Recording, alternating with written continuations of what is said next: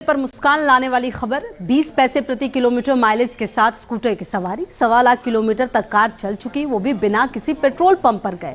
सुनकर आप हैरत में पड़ गए होंगे, लेकिन ये सच है और ये संभव हो पाया है आईआईटी दिल्ली के प्रोफेसर्स और पीएचडी स्कॉलर्स की आविष्कारी, लगन और कड़ी मेहनत से। इसमें साथ मिला केंद्र सरकार के उन्नत भारत पहल योजना का, जिसमें आईआईटी दिल्ली पार्टनर है। देखिए ये स्पेशल रिपोर्ट।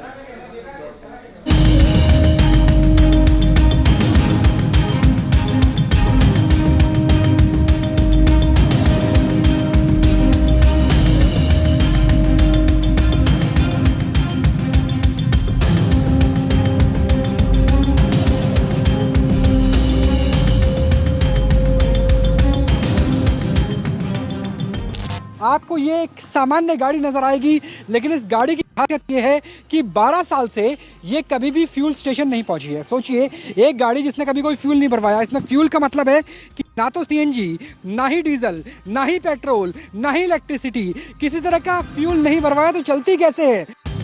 तो आखिर ये गाड़ी चलती कैसे है? ये गाड़ी चलती है बायोगैस से, जिसे आईआईटी दिल्ली परिसर में बनाया जाता है, वो भी परिसर के लगभग 200 घरों से मिले फल सब्जियों के कचरे से। आईआईटी दिल्ली की टीम ने लगभग 20 साल से इस बात पर काम किया कि वाहनों में बायोगैस का इस्तेमाल कैसे किया जाए। 2002 में हमने पीएचडी स्कूल लेकर उसको स्टार्ट किया और 2005-06 तक आते आते हमने उसको डेवलप किया टेक्नोलॉजी को, कि बायोगैस जो बनती है उसको प्योरीफिकेशन करने की टेक्नोलॉजी, वाटर स्क्रबिंग सिस्टम बनाया ताकि वो प्योरीफाई हो जाए, उसमें से जो कार्बन डाइऑक्साइड है, हाइड्रोजन सल्फाइड है, वो निकल जाए और प्योर मीथेन लगभग 90%, 95%, 99% तक मिल जाए। बायोगैस प्लांट में गैस बनने में लगभग 40 दिन लग जाते हैं, लेकिन कचरे प्लांट में लगातार डाले जाते हैं। 40 दिन के बाद से गैस बनने लगती है। गैस बनना शुरू होने के बाद से इस गैस का इस्तेमाल भी लगातार किया जा सकता है। कचरे का 30% हिस्सा गैस में बदल जाता है, जबकि 70% हिस्सा प्लांट से बाहर निकल जाता है। इसमें प्रदूषण बिल्कुल नहीं होता है, क्योंकि कचरा खाद बन जाता है और पानी का इस्तेमाल खेती में किया जा सकता है। बायोगैस की इस नई तकनीक में दुनिया की तस्वीर बदलने की क्षमता है। आज की सबसे बड़ी चुनौती क्लाइमेट चेंज से निपटना है, जिसमें ये काफी कारगर साबित हो सकता है।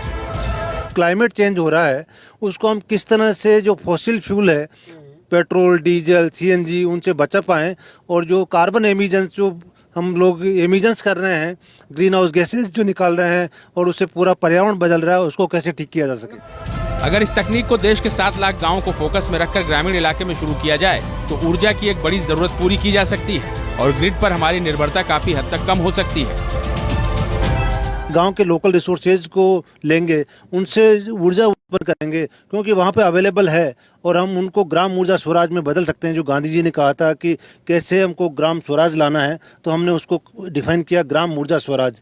उसमें गांव के लोकल रिसोर्सेज, चाहे वो एनिमल पावर हो, चाहे वो एग्रीकल्चर रेजिड्यू हो, चाहे वो बायोमास हो, चाहे वो ह्यूमन पावर हो, सबको यूज करके, हवा हो, पानी हो, सन हो, इन सब की ऊर्जा को उपयोग करके वहाँ पे जितनी भी ऊर्जा की आवश्यकता है, चाहे वो खाना बनाने के लिए हो, चाहे वो बिजली पैदा करने के लिए हो, चाहे वो मैकेनिकल पावर की ज़रूरत हो, हम सब उसको पूर्ति कर सकते हैं। अभी आईआईटी दिल्ली के इस परिसर में एक प्लांट से ही गैस और फिर बिजली बनती है। इससे वाहन चलाना तो किफायती होगा ही, रसोई में ईंधन पर खर्च भी कम होगा। इस तरह तैयार रसोई गैस को बलून में पैक कर होटलों और रेस्टोरेंट्स को सप्लाई किया जा सकता है, क्योंकि ये गैस खतरनाक नहीं होती है। इसकी कीमत इसके लिए जरूरी वेस्ट मटेरियल्स की लागत पर निर्भर करती है, जो काफी कम, लगभग 30 रुपए प्रति किलो पड़ती है। गैस की इस खासियत को देखते हुए आईआईटी दिल्ली के पीएचडी स्कॉलर्स ने आम लोगों के हित में खास तौर पर एक स्कूटर बनाई है, जिसका इस्तेमाल काफी किफायती है। तो एक बार मैं इस गाड़ी को 165 to 70 किलोमीटर में ऑपरेट कर सकता हूँ ऑन कंप्रेस्ड बायोगैस, जो कि हम लोग यहाँ पर बनाते हैं। अगर मैं अगर 1 लीटर की बात करें जन सामान्य के लिहाज से, 1 किलोग्राम में 70 किलोमीटर, 1 किलोग्राम पर 120 to 125 किलोमीटर्स। घरों के फल सब्जियों में इस तरह बायोगैस बनाने की ये पूरी कवायद केंद्र सरकार के उन्नत भारत पहल से जुड़ी है, जिसमें आईआईटी दिल्ली पार्टनर है, और इस तरह महात्मा गांधी के स्वराज का सपना पूरा होता दिख रहा है। ये है उन्नत भारत की तस्वीर, जो आईआईटी की इनोवेशन के जरिए पूरे हिंदुस्तान के गांव को बदलने की क्षमता रखती है। और यही महात्मा गांधी का दर्शन भी था कि ग्राम गणराज्य की स्थापना हो, यानी हर एक गांव अपने आप में आत्मनिर्भर हो, स्वावलंबी हो, और उसी की तकनीक पर काम कर रहा है। जर्नलिस्ट